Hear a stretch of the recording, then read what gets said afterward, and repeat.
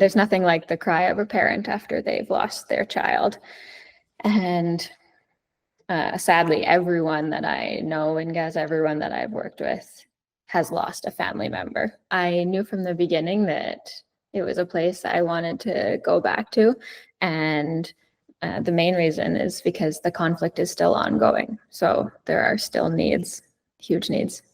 I arrived in February and the ceasefire broke about mid-March. It was unlike anything any of us could have expected. We were sleeping and at 2 a.m. Gaza time, the bombs just started to rain down. Our clinics had mass casualty incidents. The hospital I was working in had mass casualty incidents, and it only got worse from there. Obviously, a huge increase in trauma cases.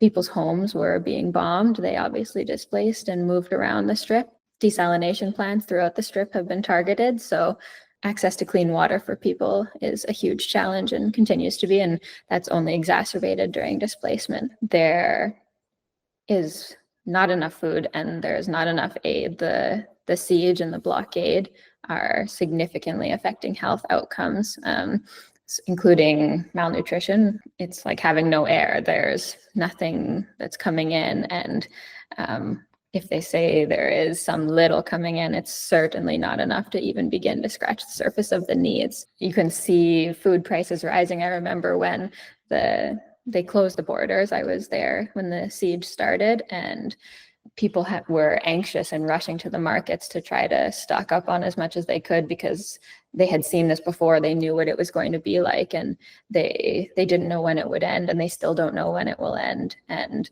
it's just getting harder and harder to find food, and you're having to compete with friends, family, loved ones for resources. They do go on, but it's obviously really challenging, and they're having to face their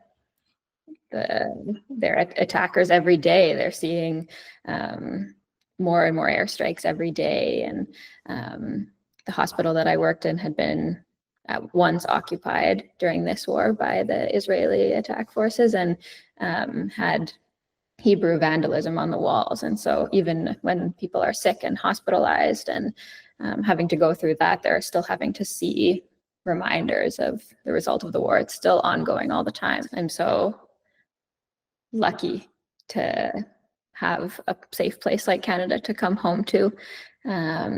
But of course, there's a ton of guilt, and I miss the people that I work with every single day. And I think about them all the time, and I'm reading the news constantly. Doctors Without Borders likes for you to sometimes take a little break in between just to rest and recuperate, but I would love to go back if there's the opportunity.